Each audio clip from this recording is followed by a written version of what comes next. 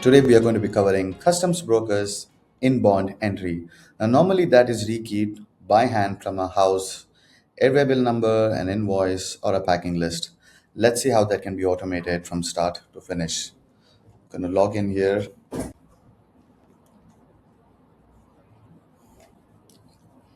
Great. So here, this is as simple as it looks. We are going to be ingesting customs document.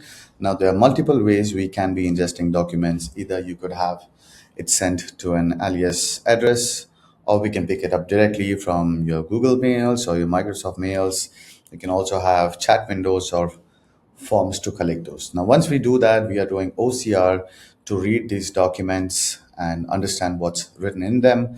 We are fetching current dates, we are formatting certain addresses, and finally, we are going to be uploading the inbound to NetCHB. So I'm going to go ahead and collect this box and head into my inbox here. There we go. And we'll quickly attach that file. Yes, that's the one. And hit send. That's about it. So what that actually looks like is I have a house airway bill number right here, and as you can see, we have all of the details. Now, Docxster is going to have to read these details and show them to you as a customs broker, so you can approve what value goes into NetCHB and what value does not. So let's see what that looks on the back end. So I have this is running, and it is currently reading the document that I have just sent into the workflow. While that's happening, we can also see the mappings that we have done. Typically, what happens is we get all of these fields on NetCHB, and we're actually mapping all of the entries from the OCR into NetCHB values here. So everything that you see here can and will be mapped, and that is the data that will be sent into NetCHB. Now it's on paused state here, which means it is waiting for the user to come and approve the values. So I'm going to go in there and look for my flow, which is Inbond filing. There we have it. And great. So we have all of the details being populated in here. We have the house bill number, port of unlading, entry type, foreign destination, and all of the details that I have previously configured. If you want to know how to build your own schema, I'll attach a link to that YouTube video in the comments or in the description below.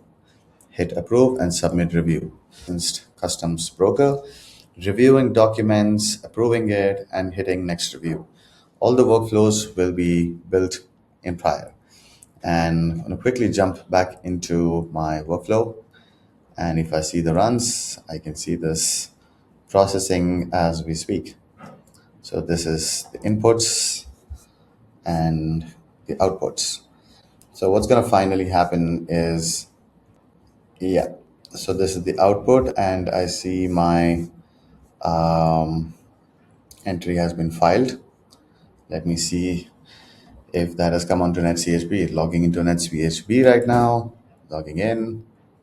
That's a sandbox environment. So every time an entry goes into NetCHB, it's going to go into a draft state. It's not going to get posted as is. Great. So we have inbounds, and this is the one that has been posted just now. So if I want to jump right into it, I see all the details has been populated. We have the master BL number, the foreign shipper name, shipper address, consignee name, consignee address, and also some of the values here, gross weight, all of that. So if you want to automate your customs process, whether that is inbound filing or customs entry filing, please reach out to us and we will be happy to help you out. Thank you for watching.